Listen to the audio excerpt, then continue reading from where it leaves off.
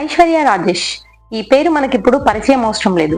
Recent గా release అయిన సంక్రాంతికి వస్తున్నాం సినిమాతో తన యాక్టింగ్ అభినయంతో ఆకట్టుకున్న ఈ హీరోయిన్ తన నిజ జీవితంలో సక్సెస్ కోసం ఎదుర్కొన్న ప్రాబ్లమ్స్ అంటే మనం చేసే ప్రయత్నాలు చాలా తక్కువ అనిపిస్తాయి.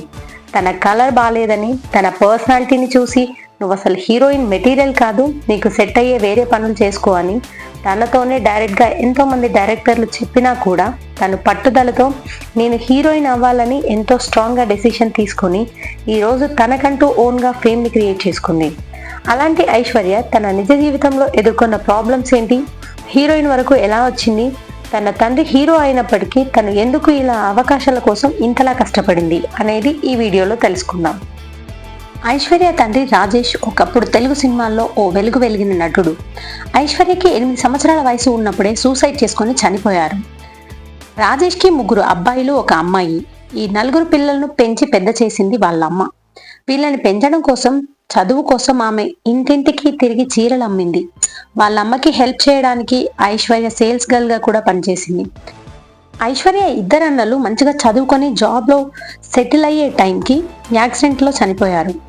ఐశ్వర్య వాళ్ళ పరిస్థితి ఆ టైంలో ఎలా ఉంటుందో మనం అర్థం చేసుకోగలం. సో నెక్స్ట్ ఐశ్వర్య కుటుంబ పోషణ కోసమే నటిగా మారాలి అనుకుంది. ఫస్ట్ సీరియల్స్లో చిన్న చిన్న రోల్స్ చేసింది, కానీ వాటి ద్వారా రోజుకు 250 నుంచి 300 రూపాయలు మాత్రమే వచ్చేవి. అవి కుటుంబాన్ని పోషించడానికి సరిపోయేవి కావు. ఐశ్వర్య రాజేష్ అత్త శ్రీలక్ష్మి తెలుగులో ఫేమస్ కమీడియన్ బ్రహ్మానందం, బాబు మోహన్, కోటా శ్రీనివాసరావులతో ఎన్నో సినిమాల్లో నటించింది. సో ఆమె సపోర్ట్తో సినిమాల్లో ట్రై చేసింది ఐశ్వర్య రాజేష్. అయితే తెల్లగా లేవని, అందంగా కనిపించడం లేదు అంటూ ఎన్నో ఎదుర్కొంది ఐశ్వర్య. వీటికి కూడా కుంగిపోకుండా అదే తన బలంగా మార్చుకుంది.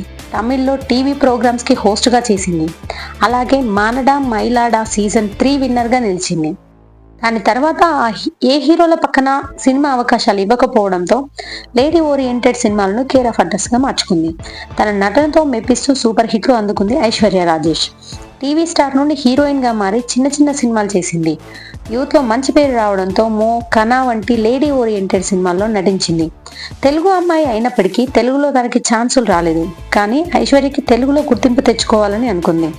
నెక్స్ట్ కౌసల్య కృష్ణమూర్తితో తెలుగులో అవకాశం వచ్చింది. దీంతో ఐశ్వర్య తెలుగు ప్రేక్షకులకు తెలిసింది.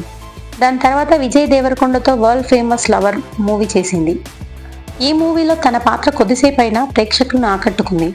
నెక్స్ట్ టక్ జగదీష్, సాయిధరం తేజ్తో చేసిన రిపబ్లిక్ సినిమాలు ఫ్లాప్ అవ్వడంతో ఐశ్వర్య రాజేష్కి తెలుగులో అవకాశాలు రాలేదు. తను కోరుకున్న గుర్తింపు రాలేదు. ఇక సంక్రాంతికి వస్తున్నాం సినిమాని కూడా 2-3 హీరోయిన్లు రిజెక్ట్ చేయడం వల్ల ఐశ్వర్య రాజేష్కి అవకాశం దక్కింది. అయితే ఈ సినిమాలో భాగ్యం క్యారెక్టర్లో ఐశ్వర్య తెలుగు ప్రేక్షకులకు చాలా దగ్గరైంది. ఈ సినిమాలో 4 పిల్లల తల్లి పాత్రలో వెంకటేష్ గారి వైఫ్ క్యారెక్టర్లో చాలా బాగా ఐశ్వర్య యాక్ట్ చేసింది.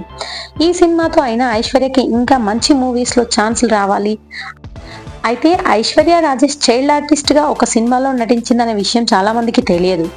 బాపు డైరెక్షన్లో రాజేంద్ర ప్రసాద్, ఈశ్వరీరావు హీరోయిన్లుగా వచ్చిన రామ్మంటూ సినిమాలో ఒక పాటలో కనిపిస్తుంది ఐశ్వర్య రాజేష్. ఏమో గుర్రం ఎగరవచ్చు అనే పాట. ఎనీవే, ఇప్పుడు ఐశ్వర్య సంక్రాంతికి వస్తున్నాం సినిమాతో సూపర్ హిట్ కొట్టింది. టాలీవుడ్లో క్రేజీ స్టార్గా మారిపోయింది.